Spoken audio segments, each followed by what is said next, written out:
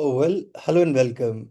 Uh, I'm hoping that you will. And in this session, we are going to, in fact, take up a problem from calculus.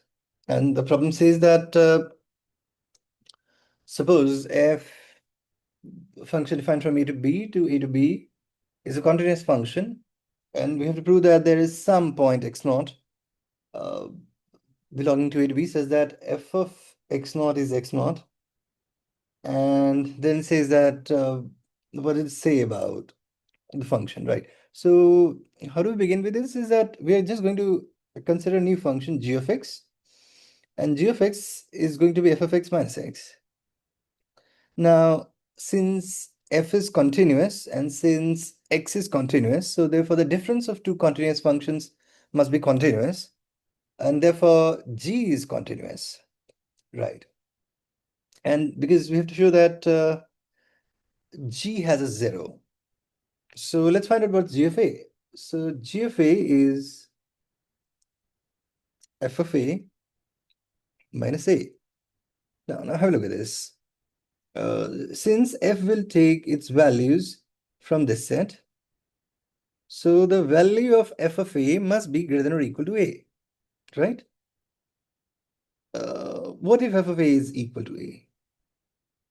So if f of a is indeed equal to a, then we are done. Why we are done? Because we were supposed to find an x naught for which f of x naught was equal to x naught. That was actually the problem. And well, we have found out that x naught is simply a, right? But what if f of a is not equal to a? So if f of a is not equal to a, then the value which f of a must take must lie from this set.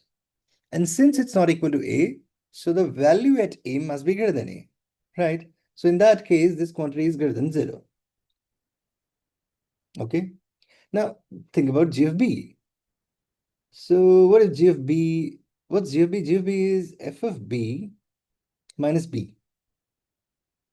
Now, since f is going to take values from this set, so therefore f of b must be less than b or equal to b, right? So what if f of b is indeed equal to b? So if f of b is b, then we are done. Because we were supposed to find an x naught for which f of x naught was x naught, and we are done. We have already found out an x naught whose where f of x naught is indeed x naught, right? And what else? What else do we have? But what if f of b is not b? So in that case, if f of b is not b, then f of b must be less than b. Why? Because all the numbers in this set are less than or equal to b. So in that case, this number is going to be negative, right? So well, the function g is positive somewhere, the function g is negative somewhere, and since g is continuous, so by intermediate value theorem, we have that g must be 0 somewhere in between. And therefore, there should be some x naught where g of x naught is 0. G of x naught 0 means that f of x naught minus x naught is 0, which means that f of x naught is in fact x naught.